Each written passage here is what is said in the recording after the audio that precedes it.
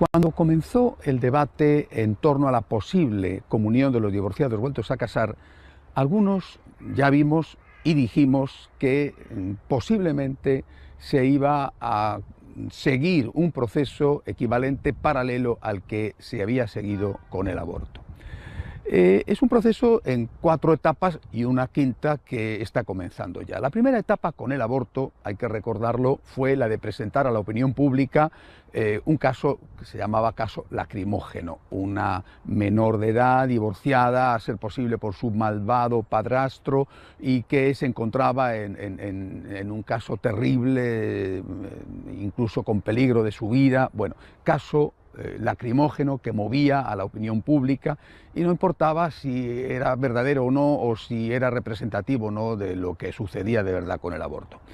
Eso servía únicamente para disponer a la gente, a la opinión pública, a favor de la aprobación de una ley del aborto. En el caso de los divorciados vueltos a casar, de la comunión de los divorciados vueltos a casar, el caso lacrimógeno, por ejemplo, ha sido el que se ha presentado en el recién clausurado Sínodo de los Obispos.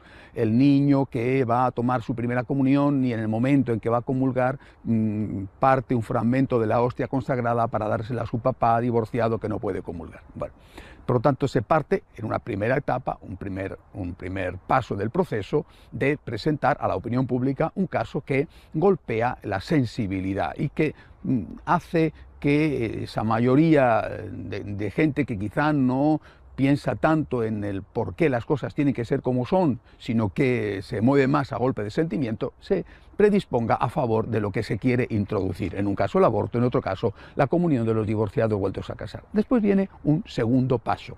Una vez que se ha aprobado eso, se amplía, ese es el segundo paso. En el caso del aborto, después de haber aprobado el aborto en 3 supuestos, como era la violación, el peligro grave de salud para la madre, o que el nuevo hijo presentase grandes problemas de tipo de salud, algún síndrome peligroso, se amplió a un cuarto supuesto. Ya no era la salud de la madre, sino que era la salud psíquica de la madre. Y este cuarto supuesto se consideró, realmente se aplicó como una especie de trampa, un coladero por el cual valía todo. Al final, incluso con unos certificados de psicólogos que eran completamente falsos. En el caso de la comunión de los divorciados, una vez que se aprobara que pueden comulgar, se amplía, es decir, se amplía no solamente a los divorciados vueltos a casar, sino se amplía también, por ejemplo, a las parejas que conviven sin casarse, o a los homosexuales que tienen relaciones esporádicas o que tienen relaciones con su pareja fija. Y en el caso de la comunión de este tipo de personas, naturalmente se va a apelar, como en el primer caso, la comunión de los divorciados, se va a apelar a la conciencia, se va a apelar al foro interno, se va a apelar a la discreción de un sacerdote que se supone que es sabio e incluso santo. Bueno, por tanto, 2 etapas que son equivalentes. Después hay una tercera etapa que se ha seguido con el aborto, y la tercera etapa es la de decir, bueno, una vez que tenemos esto aprobado ya, hay que darse cuenta de que es muy desagradable decir que esto sigue siendo un delito, ¿no? De verdad que es un delito despenalizado en estos supuestos, bueno, pero sigue siendo un delito, y esto es bastante desagradable, ¿no? Bueno, pues hay que suprimirlo y hay que dejar de considerar delito todos estos casos de aborto para considerarlo un derecho. Y ya tenemos, por lo tanto, el aborto no solo despenalizado, sino transformado en un derecho. Bueno, y en este caso, el equivalente con el proceso de aceptación de la comunión por personas que no pueden comulgar, equivale a suprimir el concepto de misericordia. Y esta semana el nuevo obispo de Bruselas, Monseñor de Kissel, ha hecho unas declaraciones precisamente en este sentido, diciendo que la palabra misericordia aplicada a la posibilidad de que los divorciados vueltos a casar, convivientes y homosexuales puedan comulgar, es una palabra que implica una cierta condescendencia, dice el obispo, y que por lo tanto no deja de ser un poco ofensiva. No se trata de que por misericordia, en tu caso concreto, apelando a tu conciencia y al consejo y apoyo de un determinado sacerdote condescendiente, por misericordia tú puedas comulgar. Eso es molesto y que por lo tanto hay que suprimir el término misericordia. Repito, el equivalente a lo que sucedió con el caso del aborto. Hay una cuarta etapa en la cual ya estamos entrando en el aborto, y esa cuarta etapa sería la de decir, una vez que esto está considerado un derecho, ahora hay que tener en cuenta que los que se manifiestan contra este derecho están yendo contra no solamente lo aprobado legalmente, sino también lo aprobado desde un punto de vista ético. Es un derecho y por lo tanto hay que perseguirles. Viene la persecución contra los que están en contra del aborto. Esto no es una broma. En determinados países esto ya tiene consecuencias serias y desde luego en cada vez más sitios hay persecución contra los que, por ejemplo, se manifiestan pacíficamente en la calle rezando el rosario delante de un abortorio, de un centro donde se hacen abortos. A estos ya hoy se les persigue, no hacen nada, pero se les persigue. Si unas señoras desnudas o semidesnudas entran en una catedral católica durante una misa y empiezan a gritar y a insultar, no pasa nada. Ha ocurrido hace muy pocos días con una sentencia de un tribunal en París a favor de unas mujeres que hicieron esto en la catedral de Notre Dame. Si una persona está delante de un abortorio rezando el rosario, simplemente teniendo una pancarta, a esa persona en cambio ya empieza a perseguírsele. Es decir, la ley, lo que ya dijo Benedicto XVI que estaba ocurriendo, la ley actúa a favor de ese relativismo, convirtiéndose en un instrumento de la dictadura del relativismo.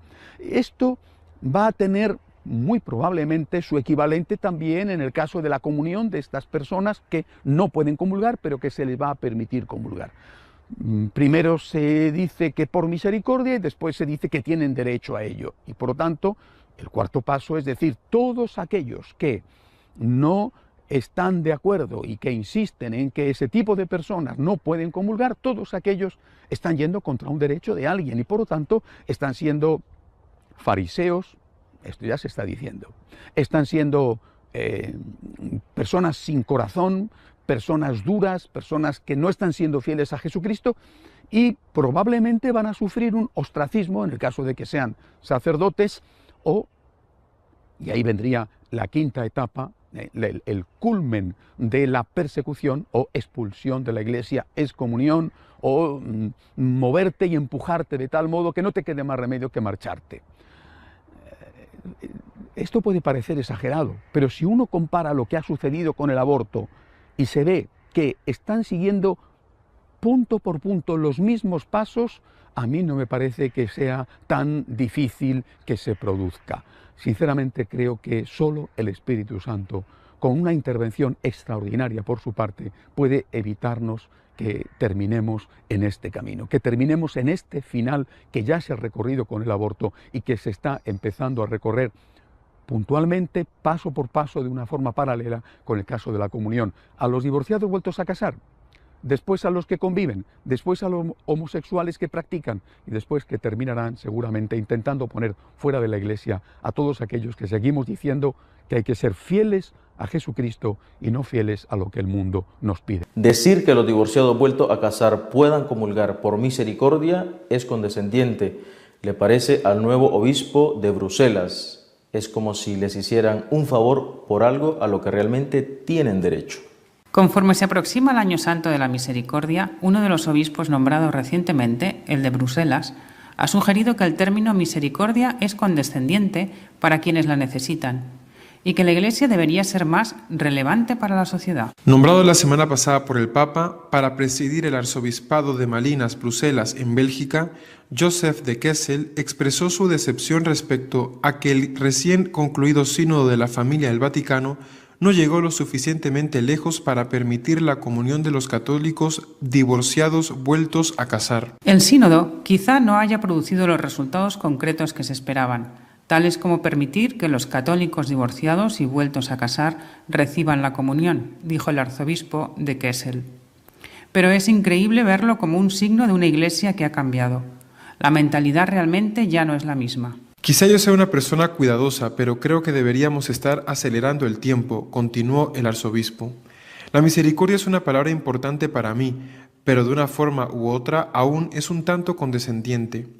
Me gusta tomar las palabras con respeto y estima para el hombre a quien se dirige, y eso debería ser un valor que nosotros como cristianos compartimos con la cultura predominante. El arzobispo electo de Kessel, identificado como progresista, ha hecho declaraciones a favor de la apertura a la homosexualidad y de otros temas que se oponen a la enseñanza de la Iglesia. Se cree que de Kessel, protegido del cardenal Gottfried Daniels, debe su denominación al exarzobispo de Bruselas. No olvide que si quiere estar al tanto de lo que sucede en nuestra iglesia, consulte nuestra página web de noticias y apologética, católicosonline.org. Hasta la semana que viene, si Dios quiere.